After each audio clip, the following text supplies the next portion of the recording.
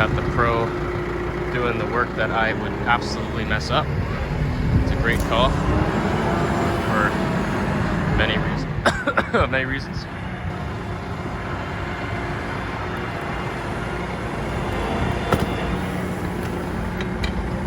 Yeah, I would love to see how I would have been able to do that.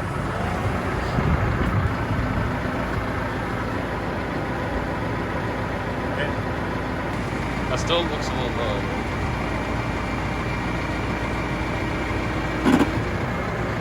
I knew it.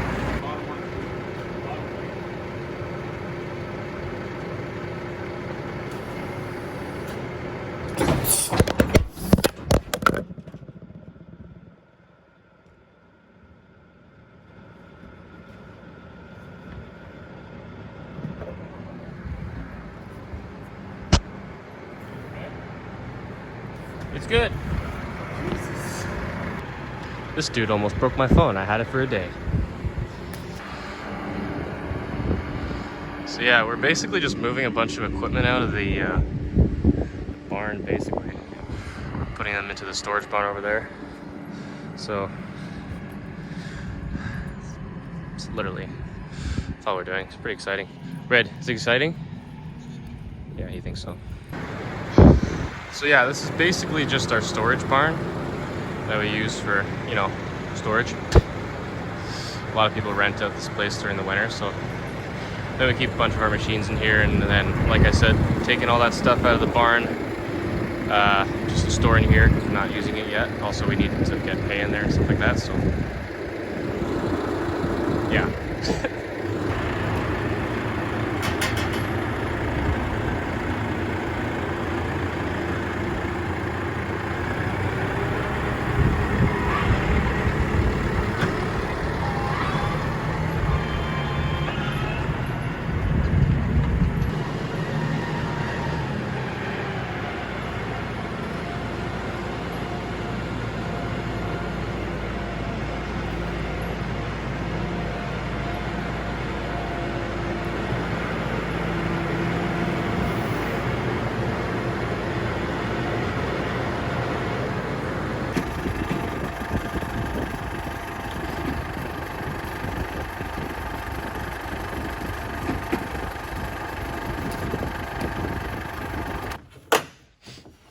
Okay, let's go.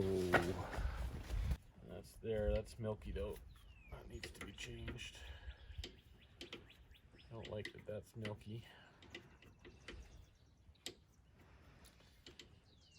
But we'll do a day's work with it, tear it apart, change those O-rings so it doesn't leak, and change the oil at the same time. This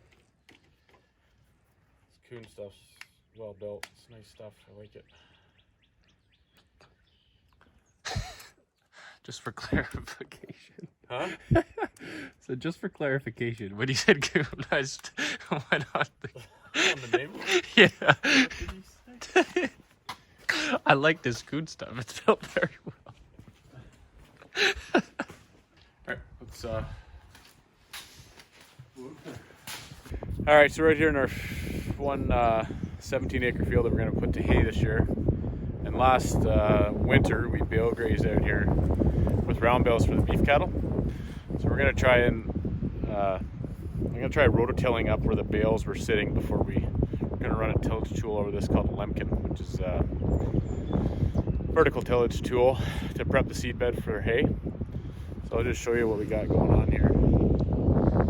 So everywhere that you see a round bale mark, it just might be a little bit too much trash to make through in one pass. I don't really want to do more than one pass. We will if you have to, but we'll just try hitting it with a rototiller just to break it up. It's gonna drop all the hay down into the ground. It'll bury it a bit, and hopefully it's enough. But anyway, we'll try it out, see how it goes.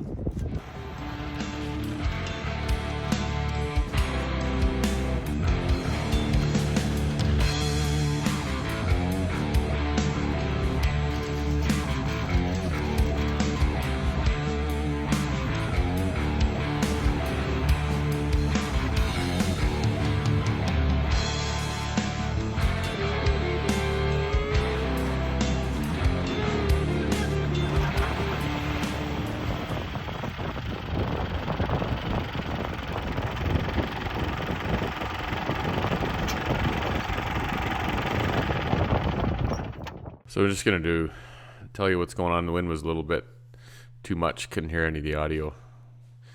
So really we're just taking a look at the field. We tried to rototill it. I was hoping the rototiller would break up the residue from the bales enough to till them in, because we are going to hit this field with vertical tillage, and I know that would more than likely plug the tool up, because the residue is too thick. The hay strands were too long. Possibly when we go to do this next year, I might get the hay pre-cut with, I might get a baler that'll slice it just so the strands aren't so long, and it'll break down a little bit better. Hopefully we can put some more pressure on the bales too, so they get eaten down a little bit more. I know sometimes we would usually feed 2 bales every 3 days, and if I knew there was bad weather coming, I would possibly give them a little sooner so they had more area to bed down on. But by doing that, we created all these spots. The whole reason we're trying to do this is just to keep the manure out in the field, and try to build up the organic matter in the field, opposed from having them in a contained lot where we create manure, then pile it, then load it into a spreader, then bring it out. We're trying to do it all in one process, save some money, and just do it a bit more ecologically. So yeah, we tried to hit it with the rototiller, which it did do a bit.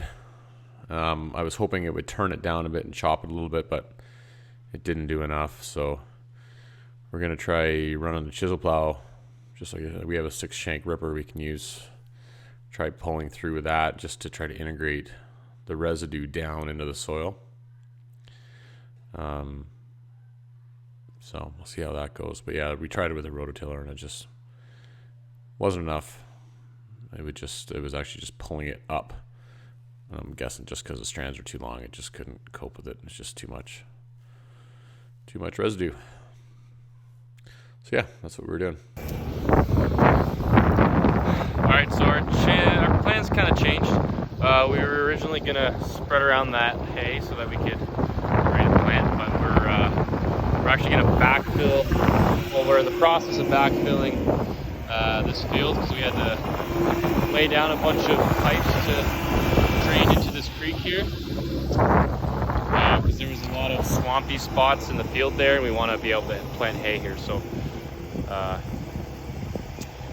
Clark, my dad, is doing the backfilling. I'm kind of just rendered useless at this point, so I figured I'd inform you guys on what we're doing, because I don't know what else to do. Essentially all the pipes lead out to around there, like right where my finger is over there, and they all drain back to this main pipe that runs along kind of here, which then goes into there. So hopefully we get a lot of water draining into here, so that we can plant all around this area. It's about, I think it's around maybe a couple acres that we weren't able to plant last year because of all this swampy parts. But yeah, hopefully that is now solved, and we can use this part of the field.